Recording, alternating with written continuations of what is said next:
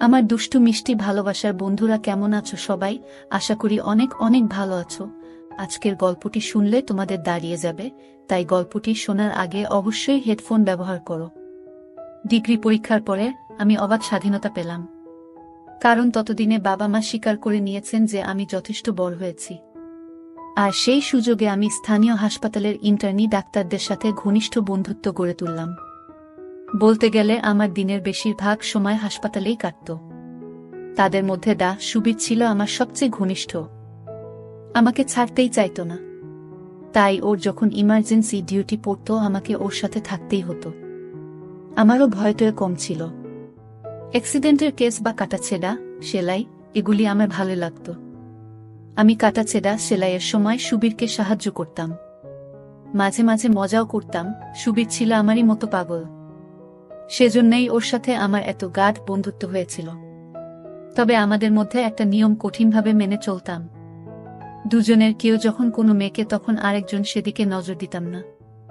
একদিন একটা ঘটনা ঘটল। একদিন ইমার্জেন্সি ডিউটি করছে সুবীর সাথে আমি। হঠাৎ একটা কেস এলো। এক গ্রাম্য নববধূকে গরুতে ঢিস দিয়েছে। বুটা গরুকে খাবার দিতে গিয়েছিল।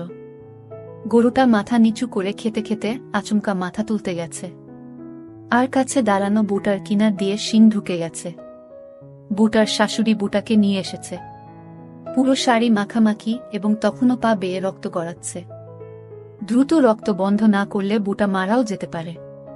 এসব ক্ষেত্রে দ্রুত ক্ষত পরিষ্কার করে ছোট হলে ব্যান্ডেজ আর বড় হলে সেলাই দিয়ে ব্যান্ডেজ করতে হয়। সুবীর বুটার শাশুড়ির কাছে জানতে চাইল কোথায় জখম হয়েছে। গ্রাম্য অশিক্ষিত বুড়ি বলল যে সে দেখে নাই, তয় রানে হতে পারে।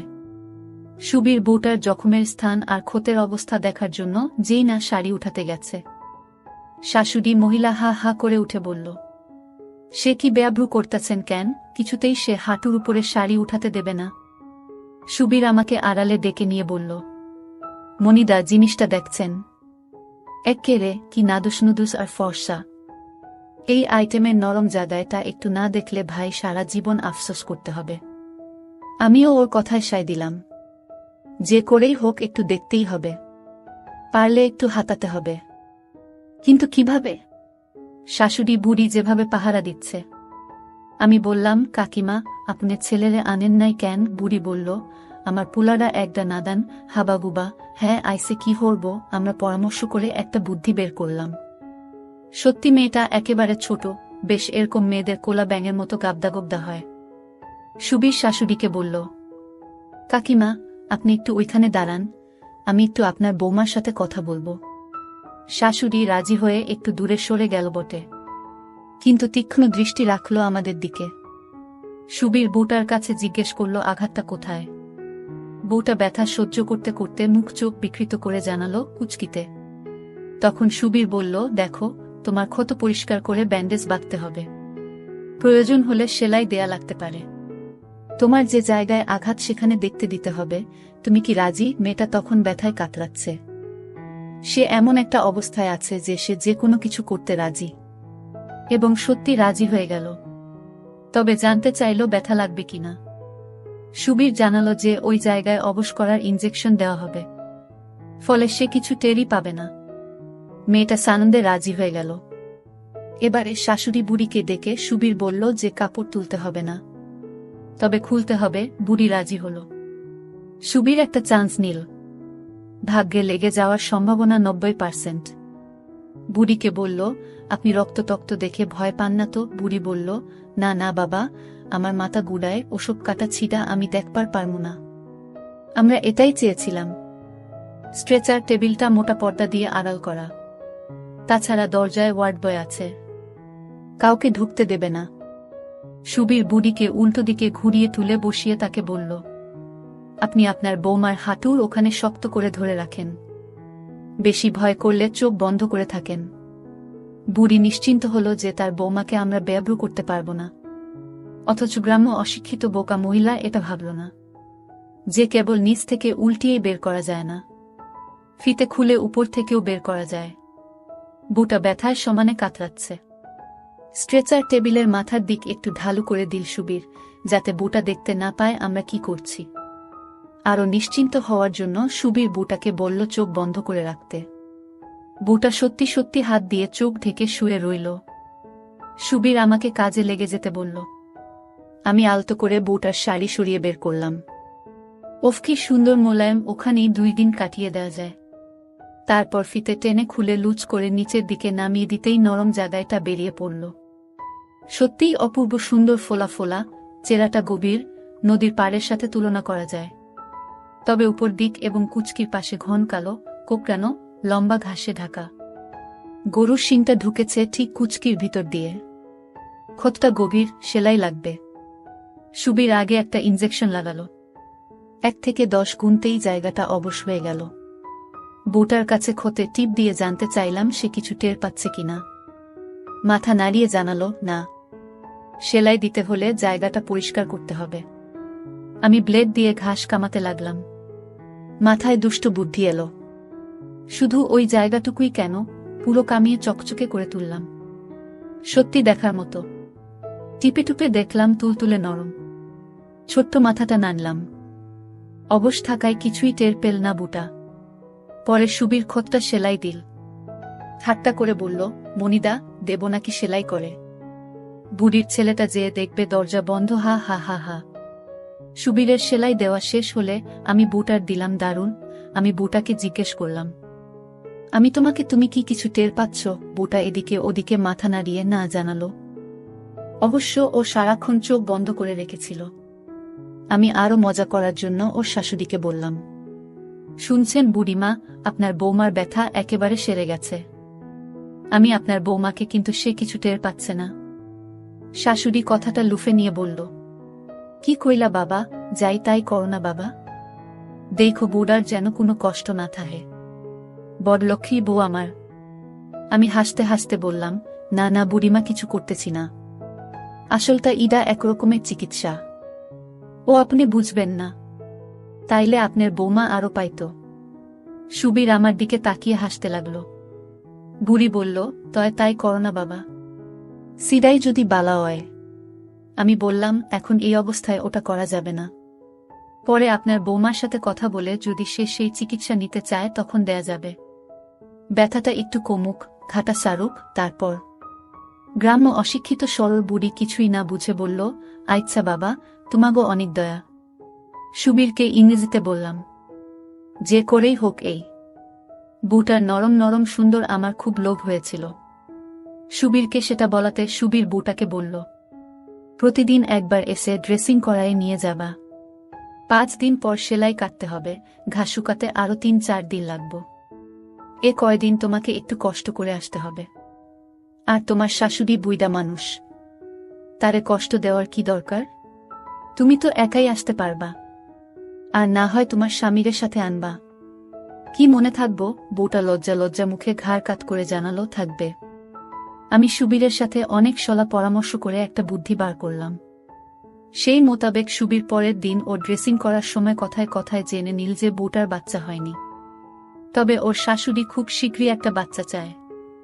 তখন সুবীর ওকে কায়দা করে জানিয়ে দিল, আমার বন্ধুটাকে তো চেনো, ও এই ব্যাপারে খুব ভালো ডাক্তার। সমস্যা হলে ওর কাছে এসো। এর আগে অনেক বাচ্চা না হওয়া বউয়ের বাচ্চা বানিয়ে দিয়েছে ও। বউটা রাজি হয়ে চলে গেল। টোপ ফেলা হয়ে গেছে, এখন মাছের ঠোকর দেওয়ার অপেক্ষা। আমাদের একটাই আশা যে বউটার স্বামী যেহেতু নাদান আর বোকাশোকা। বউটারও বয়স অনেক কম, সবে 15-16, কাজেই ওদের মধ্যে ভালোভাবে হওয়ার সম্ভাবনা কম। আর যদি তা হয় তাহলে বাচ্চা হওয়ারও সম্ভাবনা কম। দেখা যাক বিড়ালের ভাগ্যে শিকে ছিঁড়ে কিনা। অনেকদিন পার হয়ে গেল, প্রায় 6 মাস। ওসব কথা আমরা ভুলেই গেলাম। আমারও বাড়ি ছাড়ার সময় ঘনিয়ে এলো। একটা সরকারি চাকরির ইন্টারভিউ দিয়েছিলাম, খুব ভালো হয়েছিল, চাকরিটা হওয়ার সম্ভাবনা আছে। একদিন সকালে আমি ক্যান্টিনে চা খেতে গেলাম। সুবীর ডিউটিতে ছিল। ফিরে এসে রুমে ঢুকতেই আমার একটা হার্টবিট মিস হয়ে গেল। দেখি সেই বুটা আর তার শাশুড়ি সুবীরের সামনে বসা। আমাকে দেখেই ওদের আড়াল করে চোখ মারল সুবীর। ওদেরকে বলল, ওই যে এসে গেছে আপনাদের ডাক্তার সাহেব, যান ওর সাথে কথা বলেন। আমাকে বলল, বুঝলি মনি, এটা তোর কেস, এত সুন্দর বুটার বাচ্চা হয় না। তুই একটু চেক টেক করে দেখ কিছু করতে পারিস কিনা। আমি খুব গম্ভীর ভাব নিয়ে বললাম, এসো। আমি ওদের নিয়ে একটা খালি চেম্বারে বসালাম। ওই চেম্বারে ডাক্তারের পদ খালি ছিল, কাজেই কারো আসার সম্ভাবনা ছিল না। আমি ওদেরকে বসতে বলে দরজা দিলাম। ডাক্তারের চেয়ারে বসিয়ে বললাম, বল তোমাদের কি সমস্যা। বুটা লজ্জায় জড়ষ্ট শাশুড়ি বলল, দেহ তো বাবা, পুলারের বিয়া দিছি 5 বছর হয়ে গেল, এখন পর্যন্ত একটা নাতি নাতকুরের মুখ দেখলাম না। পাড়াপড়শি নানান আক্তা কুক্তা কয়, বুনাকি বাঞ্জা, জড়িবুটি কবিরাজি অনেক করছি। শেষে তোমার কথা মনে পড়ল, তাই ওরে নিয়ে আলেম। আমি বললাম, ভালো করছেন, কিন্তু আপনার পুলারে আনা দরকার ছিল। হের সাথেও তো কথাবার্তা কোন লাগবি নাকি, বুড়ি বলল, কিন্তু হ্যাঁ তো নাদান, বুদ্ধিশুদ্ধি নাই, গাবদা গুবদা, কিচ্ছু বুঝে না। আমি বললাম, তবুও বাচ্চা তো হ্যাঁই বানাইব নাকি কাকিমা। বুড়ি শরম পেয়ে মুখে আঁচল চাপা দিয়ে হে হে করে হেসে বলল, তা যা কইছ ঠিকই কইছ। ঠিক আছে, এর পরের দিন হ্যারে পাঠায় দিবানে। আমি শাশুড়িকে বললাম, আপনার পুলার বুড়ে কিছু গোপন কথা জিগান লাগব। আপনি থাকবেন না বাইরে বসবেন। বুড়ি বলল, না বাবা, আমি বাইরে বসি। শাশুড়ি উঠে বাইরে চলে গেল। যাওয়ার সময় বুদ্ধি করে দরজাটা একটু ফাঁক করে রেখে গেল। খুব চালাক, খুব সতর্ক। আমি বউটাকে বললাম, তোমার ঠিক মতো হয়। বউটা অবাক হয়ে বলল, সেইটা আবার কি জিনিস। আমি বুঝলাম, গ্রাম্য অশিক্ষিত মেয়ে, কাজেই ওর সাথে সেভাবেই কথা বলতে হবে। বললাম, মানে প্রতি মাসে তোমার ওই রাস্তা দিয়া বাইর হয় নাকি। বউটা এবারে বুঝতে পারল। শরমে মুখে আঁচল চাপা দিয়ে বলল, ওগারোতা হয়। আমি কয়দিন থাকে। বউ, 5-6 দিন। আমি তোমার স্বামী তোমার সাথেই ঘুমায়। বউ, আর কই ঘুমাইব। আমি বাচ্চা নিতে চাও। বউ, আমার শাশুড়ির খুব শখ। আমি কেন, তোমার ইচ্ছা নেই। বউ মুখে আরো বেশি করে আঁচল চাপা দিয়ে মুখ নিচু করে, ও আছে। আমি কতটুকু, অনেক না কম। বউটা কিছু না বলে উপর নিচে মাথা দোলায়। আমি ঠিক করে মুখে বলো, কম না বেশি। বউ, একটু বেশি। আমার হাওড়ি কয়েছে এইবার বাচ্চা না ওইলে হ্যার পুলারে আবার বিয়া হরাইব। আমি সপ্তাহে কয়দিন স্বামীর সাথে থাকো। বউ, ওমা কয় কি, সব দিনই তো থাহে। আমি রাতে বিছানায় শোয়ার পরে কি করে তোমার স্বামী। বউ, কি আর হরব, ঘুমায়। আমি ও ঘুমায়, আর কিছু করে না। মানে বাচ্চা হওয়ানোর জন্য তোমরা কি করো। জবাবে যে কথা বউটা বলল, আমার হার্টের বিট বেড়ে গেল। আনন্দে আমার চিৎকার করতে ইচ্ছে করছিল। বউটা লজ্জায় লাল হয়ে বলল, কেন, ও আমারে প্রত্যেক দিন রাইতে ঘুমানোর আগে দেয়। আমি ওরে শিকাইয়া দিছি। দিতে চায় না, তাও আমি ওরে জোর হরে দেওয়াই। আমি আচ্ছা, তুমি অনেক কিছু জানো দেখছি, লেখাপড়া করেছ। বউ, 3 ক্লাস পড়ছিলাম গায়ের মক্তবে। আমি তুমি জানো দিলে কি হয়। বউ, ওমা, জানুম না কেন, দিলে বাচ্চা হয়। আমি তো সেটা তুমি জানলে কিভাবে, তোমার তো আগে বিয়ে হয়নি। বউ, আমার মায় কইছে, যখন আমি একটু বড় হইলেম তখন মা আমারে কইছিল, খবরদার কোনো জোয়ান পুলারে দিতে দিবি না। আমি জিগাইছিলাম, কেন মা, দিলে কি হয়। মায় কইল, জোয়ান পুলায় দিলে বাচ্চা অয়, হি হি হি। আমার পেট ফেটে হাসি আসছিল, কিন্তু হাসতে পারছিলাম না। কি জুটি মাইরি। স্বামীটা নাদান, জানেই না যে তার সাথে একটা আছে, আর সেটা কেবল পেশাব করার জন্য নয়। সেই খিদে মিটানোর জন্য তার বউয়ের সাথে একটা জায়গা আছে। আর বউ ক্লাস 3 পর্যন্ত পড়া, সব জানতা, বিদ্যের জাহাজ। উনি বিদ্যার বলে উনি জানেন যে কেবল দিলেই বাচ্চা হয়। বউটাও জানে না যে তার শরীরে একটা জায়গা আছে, আর সেটা কেবল জন্য নয়। সেই জন্য তার স্বামীর শরীরে আস্ত একটা আছে। এখন আমার সামনে এক বিশাল সুযোগ। আমার সামনে এমন একটা মেয়ে যাকে কোনো পুরুষ চোখ দিয়ে দেখেনি পর্যন্ত। ওর পুরো সম্পূর্ণ অধরা, আর ঠিকমতো অভিনয়টা করতে পারলে আমিই হব ওর আগুন উস্কে দিয়ে ঠান্ডা করার প্রথম পুরুষ। বুড়িটার জন্য খুব মায়া লাগলো আমার। কত শখ তার ছেলের বউয়ের বাচ্চা হবে, সে নাতি নাতনি নিয়ে আনন্দ করবে, পাড়া প্রতিবেশীর বদনামের হাত থেকে রক্ষা পাবে। কিন্তু সে তো আর জানে না যে তার নাদান ছেলেটা তার বউকে পরিবর্তে নিয়মিত দিচ্ছে বাচ্চা হওয়ানোর জন্য। শালার গাধা জানেই না যে খালি আদর দিলেই বউয়ের বাচ্চা পয়দা হয় না, বাচ্চা বানানোর জন্য পরিশ্রম করা লাগে। গায়ের ঘাম ঝরিয়ে বুকে নিয়মিত আচ্ছা করে হয়, আর দিয়ে বউয়ের পকেট ভর্তি করে দিতে হয়, তবেই না বাচ্চা হয়। ওর বউটাও আরেক নাদান, তা না হলে হয়তো আর কাউকে দিয়ে নিজের জুড়াতে পারত, পেটে বাচ্চাও আসত। দেখা যাক আমি কি করতে পারি। অনেকটা সহজ হয়ে উঠেছে বউটা। আমি ওর নাম জানতে চাইলাম, ও জানালো ওর নাম সুফিয়া। আমি তখন বললাম, বুঝলাম, কিন্তু তোমাকে একটা কথা বলা দরকার। তুমি যদি আমার চিকিৎসা নিতে চাও তাহলে এই কথাগুলি তোমার শোনা অতি জরুরি। সুফিয়া জিজ্ঞেস করল, কি কথা? বললাম, প্রথমত আমার সামনে লজ্জা করা চলবে না, লজ্জা থাকলে চিকিৎসা হবে না। মনে করো আমি যদি তোমার চিকিৎসা করি, তোমার সমস্ত আমাকে চেক করতে হবে। এই চিকিৎসা অনেক কঠিন, আমাকে অনেক কষ্ট করতে হবে। শুধু দেখা নয়, হাত দিতে হবে। তুমি যদি মনে করো তুমি এসব করতে পারবে না, তাহলে আর আমার কাছে এসো না। সুফিয়া মুখের কাপড় সরিয়ে হা হা করে উঠে বলল, না না ডাক্তার সাব, আমনে যা যা কইবেন আমি তাই করব, অসুবিধা হইব না। কিন্তু খরচাপাতি কেমন লাগবো? বুঝেন তো আমরা গরিব গুরবা মানুষ। আমি বললাম, না খরচ বেশি লাগবে না, তুমি যা পারবে দিবে, না পারলে না দিবে।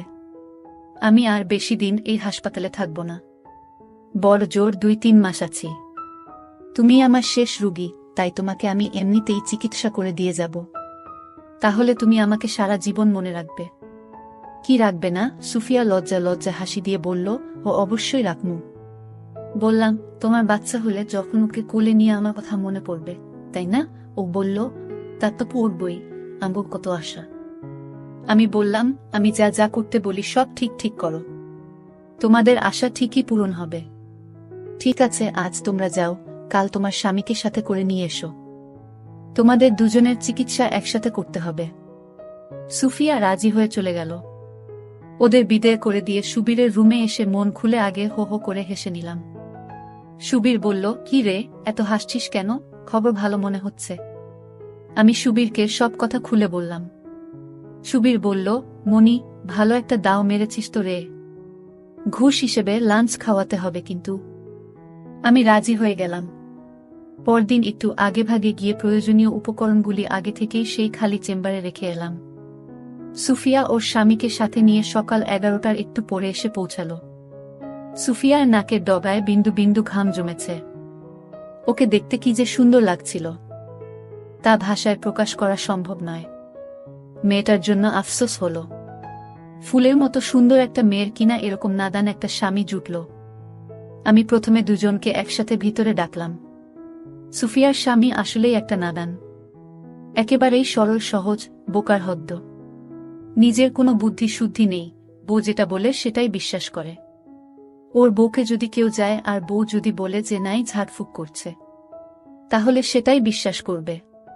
কথা বলে বুঝলাম গোপন বিষয় ও কিছুই জানে না। আমি সুফিয়ার স্বামীকে বাইরে নিয়ে গিয়ে 10টা টাকা দিয়ে বললাম, তোমার বউকে চেক করতে অনেক সময় লাগবে, তো তুমি এই টাকা নিয়ে কোথাও ঘুরে বেরিয়ে এসো। ও জিজ্ঞেস করল, কেন ডাক্তার সাব, বেশি সময় লাগবে কেনে? আমি বললাম, বাচ্চা কার হবে, তোমার না তোমার বউয়ের? বোকার মতো হাসি দিয়ে বলল, হে আমার বউয়ের। আমি বললাম, সেজন্যই বেশি সময়, যাও। বলল, ও বুঝছি, ঠিক আছে। স্বামীটাকে বিদায় করে দিয়ে আমি রুমের দরজা দিলাম। যদিও এই করিডোরে কেউ আসবে না। চেম্বারটা করিডোরের এক প্রান্তে, আর এদিকে করিডোরের মাথার গ্রিল বন্ধ থাকে। যাতায়াত বন্ধ, তবুও সাবধানের মান নেই। আমি সুফিয়াকে বললাম, শোনো সুফিয়া, তোমাকে কাল কি বলেছি মনে আছে? সুফিয়া ঘাড় কাত কর জানালো, মনে আছে। আমি অয়থায় সুফিয়ার বিপি চেক করলাম, যাতে সুফিয়ার বিশ্বাস হয় যে সত্যি সত্যিই ওর চিকিৎসা হচ্ছে। সুফিয়াকে বললাম লম্বা লম্বা করে শ্বাস নেওয়ার জন্য। আমি যেটা বললাম সুফিয়া সেটাই করল, ভালো লক্ষণ। তাড়াহুড়া করার ফল কখনো ভালো হয় না। নিজেকে সাবধান করলাম, কোনো তাড়াহুড়ো নয়, ধীরে ধীরে। তাড়াহুড়ো করলে সুফিয়ার সন্দেহ হতে পারে, আর সন্দেহ হলে হয়তো আর নাও আসতে পারে আমার কাছে। অথবা সন্দেহ করে যদি কারো সাথে আলাপ করে বসে, তাহলেই সর্বনাশ। আমি সেদিনই ওকে এ ব্যাপারে কৌশলে নিষেধ করে দিলাম। যাতে বাচ্চা আসার আগ পর্যন্ত ও কাউকে কিছু না বলে। ওকে বললাম, কেউ জেনে ফেললে যদি কোনো ক্ষতি করে। সুফিয়া সাবধান হয়ে গেল। আমি সেদিনের মতো ওকে 2-3 রকমের ট্যাবলেট দিয়ে আবার পরদিন আসতে বললাম। আসলে ওগুলো ছিল সব ভিটামিন ট্যাবলেট, কিন্তু আমি ওর বিশ্বাস আরও দৃঢ় করার জন্য বারবার করে নিয়ম করে ওষুধগুলো খেতে বললাম, দেখো যেন কোনো ভুল না হয়। পরদিন ঠিক সময় মতো সুফিয়া ওর স্বামীকে নিয়ে হাজির হয়ে গেল। আমি আগের দিনের মতো ওর স্বামীকে টাকা দিয়ে বাইরে পাঠিয়ে দিলাম। সে খুব খুশি। সুফিয়া আগের চেয়ে জ্বরটা কাটিয়ে বেশ ফ্রি হয়ে উঠেছে। ও এখন আমার সাথে হেসে হেসে কথা বলছিল। আমিও আর ওর সাথে কোনো আড়াল রাখতে চাইলাম না। জিজ্ঞেস করলাম, ওষুধ খেয়ে কোনো পরিবর্তন বুঝতে পেরেছ? স্বভাবতই ওর উত্তর ছিল, না, পরিবর্তন হবে কি করে? আমি কি কোনো কার্যকরী ওষুধ দিয়েছিলাম নাকি? দিয়েছিলাম তো, ভিটামিন ট্যাবলেট। আমি আবার ওর প্রেশার চেক করলাম, স্টেথোস্কোপ দিয়ে পরীক্ষা করলাম, তারপর জিজ্ঞেস করলাম, কোনই পরিবর্তন হয়নি? আবারও মাথা দোলালো সুফিয়া। বললাম, তোমার আপেলের বোটায় কুটকুট করে কামড়ানি বা অস্বস্তি বা শরীরের মধ্যে কেমন কেমন করা, তেমন কিছুই হয়নি। সুফিয়া আবারও মাথা দুলিয়ে জানালো, সেসব কিছুই হয়নি। তখন আমি বললাম, সুফিয়া, তোমাকে আমি আগেই বলেছিলাম আমার কাছে লজ্জা পাওয়া যাবে না, মনে আছে? সুফিয়া মাথা হেলিয়ে জানালো, আছে। মিটমিট করে হাসছিল ও। আমি বললাম, তোমার একবার পরীক্ষা করে দেখতে হবে। তুমি তো জানো বাচ্চা জন্মাবার পর সে কি খায়, তাই না? সেজন্য আগে তোমার পরীক্ষা করতে হবে। করব, সুফিয়া বলল। করেন। সুফিয়ার শক্ত শক্ত হয়েছিল। আমি বললাম, না না, এভাবে নয়। এবারে সুফিয়া একটু ঘাবড়াল, কিন্তু সেটা মাত্র সাময়িক। হাত কাঁপছিল। কিছুক্ষণ চেষ্টা করে হেসে বলল, আমি পারব না, আপনি খুলে নেন। আমি আলতো করে হাত রাখলাম। শিউরে উঠল সুফিয়া। 18 বছর বয়সী একটা বিবাহিতা মেয়ে শুধু ভুল জ্ঞানের কারণে সুখ থেকে বঞ্চিত। আমার পেলে তো শিউরে উঠবেই। সুফিয়া থেকে খুলল না। আমি ওর উদ্দেশ্য বুঝতে পারলাম। আমি ওকে উঠে পাশে রাখা ইজি চেয়ারে শুতে বললাম। সুফিয়া উঠে গিয়ে চেয়ারে বসল। হাত আমারও কাঁপছিল। এত সুন্দর দেখেই বোঝা যায় হাত পড়েনি, পুরোপুরি গোল। আমি ওর দিকে তাকিয়ে থাকার জন্য সুফিয়া লজ্জায় মুখটা অন্যদিকে ফিরিয়ে থাকল। আমি আলতো করে একটা সুফিয়া এমনভাবে ঝাঁকি দিয়ে উঠল, মনে হলো ওর ভিতর দিয়ে কারেন্ট চলে গেল। আমি জিজ্ঞেস করলাম, কি হলো? সুফিয়া মুখে আঁচল চাপা দিয়ে বলল, কিছু না, কেমন যেন লাগলো।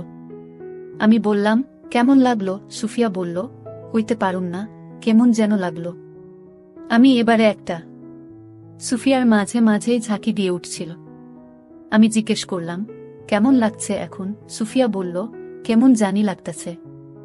আমি বললাম, ভালো না খারাপ? সুফিয়া লজ্জিত হাসি দিয়ে বলল, বালা। সুফিয়া রীতিমতো হাঁফাতে লাগল। বুঝলাম, কাজ হবে। এগুলো নরম করতে হবে, না হলে বাচ্চার জন্য খাবার জমবে না।